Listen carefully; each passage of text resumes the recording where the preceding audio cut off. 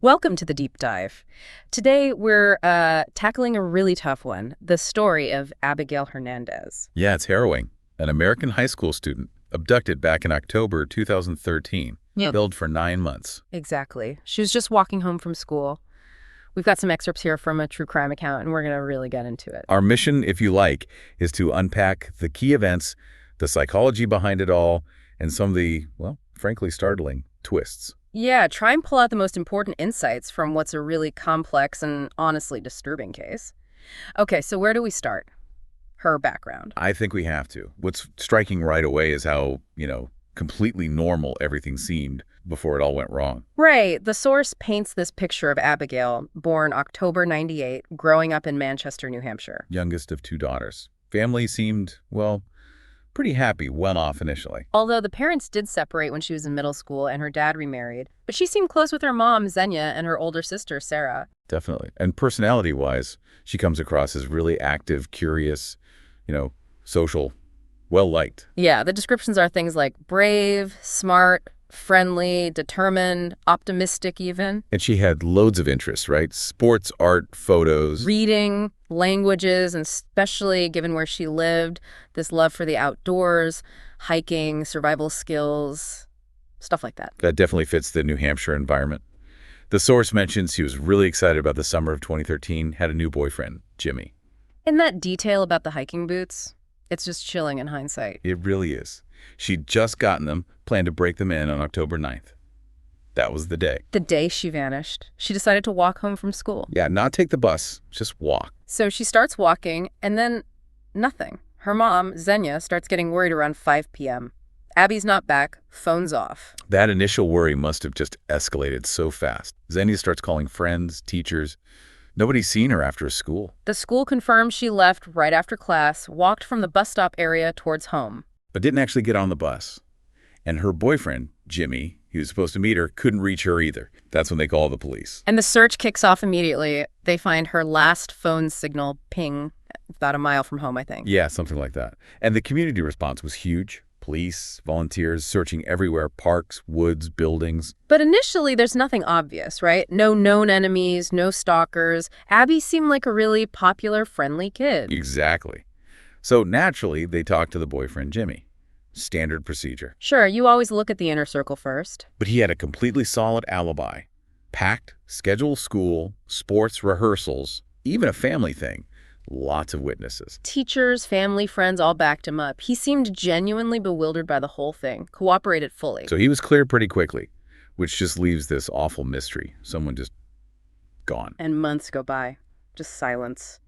Until that letter. Yeah. That was about, 6 weeks after she disappeared? A letter shows up in their mailbox. Supposedly from Abigail, asking for forgiveness, saying she's okay, safe, healthy, loved her mom and sister.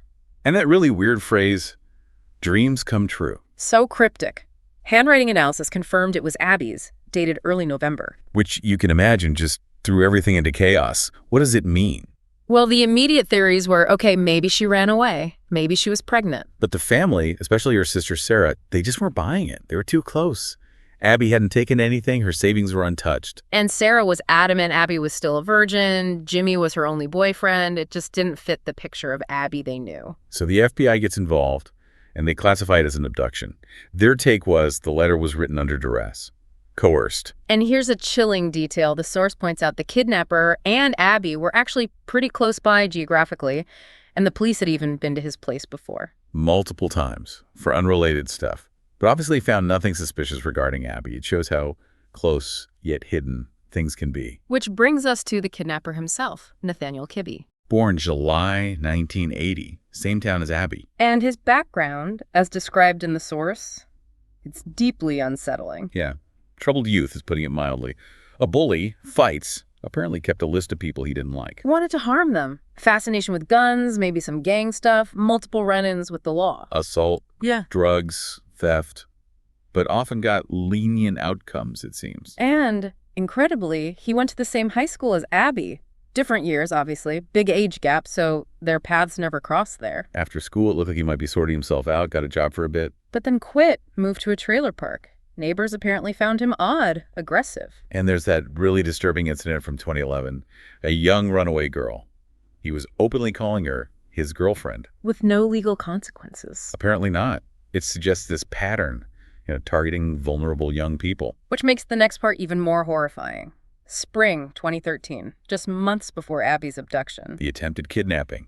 A 15-year-old girl at a bus stop. He attacked her. There was a victim, witnesses, but the case was closed. No trial.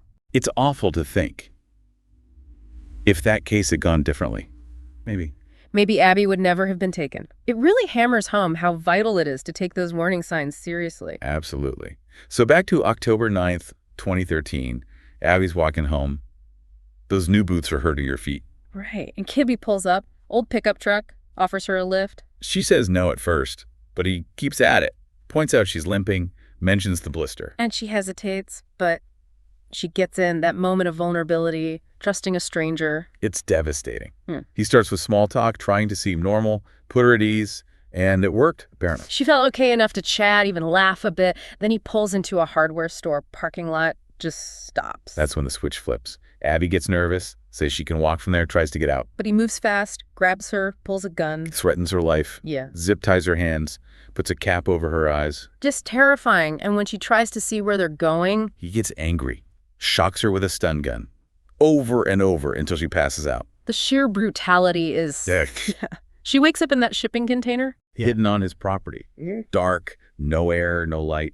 He tapes her up more, puts a motorcycle helmet on her. And the source is explicit here. The sexual assault started immediately. Daily abuse. Plus the psychological torture.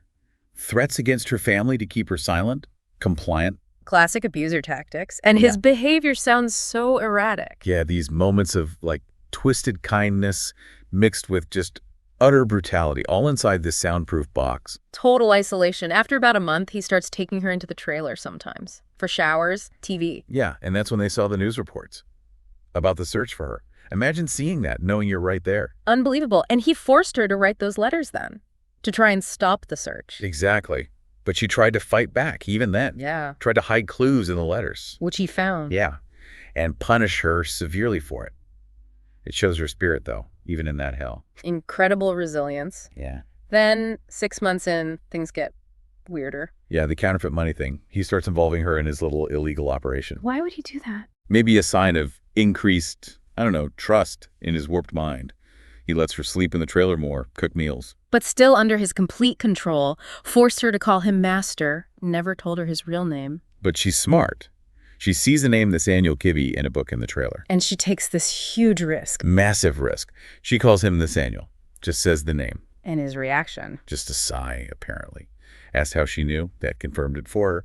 A small victory, but huge. Just amazing courage. And then the missed opportunity. It's almost painful to read about. The police showing up at his trailer with a search warrant. But for guns, right? Not for Abby. Exactly. Illegal firearm possession. He cooperated, confessed to that, got a fine. And they didn't check the container. Nope. Never looked inside. She was right there, meters away, undetected. Oh, man. It just highlights, well, how thorough you need to be, especially with someone showing red flags already. Definitely. It's a huge what if. Then, July 2013, a woman named Lorraine enters the picture. He meets her at a bar. Yep. Brings her back to the trailer. And the counterfeit money comes up again. He gives her some fake bills. And she figures it out. She does. The next day, she calls him absolutely furious. Says she's going to the police, reporting the fake money, says they'll be back with another warrant. Wow. She had no idea who she was talking to or the hornet's nest she was stirring up. None at all. But that call, it seems to have spooked Kibby. Big time. So what does he do? Completely unexpectedly, he gathers Abby's things, gives them back to her, ties her hands again, puts her in his car, covers her face. She must have thought this was it. The end. Absolutely. But then he drives out to some deserted road. And just lets her go. Lets her go, tells her not to go to the police, and speeds off. Just like that, after 9 months. Just like that. Unbelievable. Can you imagine her disbelief? Walking towards home. Terrified, probably, but hopeful. It's hard to fathom. And then the reunion with her mom. Caught on their home surveillance camera. Just pure emotion. Relief doesn't even begin to cover it. But she didn't immediately tell them who it was, did she? Because of the threats. Understandably hesitant. But eventually she told her mom everything, and her mom convinced her they had to go to the police. So, on July 27th, 2014, she gives him the name, Nathaniel Kibby. His car details, license plate, everything. And they arrested him the next day. Yep. No resistance, though he denied everything at first. But the evidence. Overwhelming. In the trailer, in the container. Her hair, blood, sweat, broken fingernails. Irrefutable. Still, there was that issue with bail initially. Public outrage. Yeah, the judge first approved bail, which caused a huge backlash. Thankfully, it was reversed quickly. No contact order put in place. The trial took a while, though. December 2014 to May 2016. It did. And in the end, Kibby took a plea deal, probably to avoid an even longer sentence if convicted by a jury. What did he get? 90 years. Possibility of parole after 45. 45 years. And Abigail spoke in court, didn't she? She did. Incredibly moving statement. She actually spoke about forgiveness. Said the ordeal made her appreciate life more. Wow. Wow. Her mother spoke too. Yes. Understandably expressed intense hatred for Kibby, but also just immense gratitude that Abby was back. So, as we wrap up this deep dive, what are the big takeaways for you? Well, several things jump out. First, just how fragile safety can feel. How a normal day, a seemingly kind gesture can turn instantly terrifying. The whole deceptive appearances thing, too. Kibby seemed helpful at first. Exactly. But mostly I think it's about resilience. Abigail's incredible strength to survive that, mentally and physically, and the family's perseverance, the community refusing to give up. Yeah, I agree. And for me, those aha moments are the near misses. The earlier attempted kidnapping that went nowhere, the police visit. A missed opportunity at the trailer, yeah. And the little details mattering so much, like the tight boots making her accept the ride, and then the sheer unlikeliness of the escape triggered by counterfeit money and an angry phone call. It's an extraordinary chain of events. Which leads us to maybe a final thought for you listening at home. Yeah, think about the psychological aftermath. Surviving something like that for so long. And that idea of forgiveness in the face of such extreme cruelty. It's complex. Definitely. What parts of this story really stick with you? And maybe what does that reveal about how we understand trauma, resilience, and both the darkness and the light people are capable of?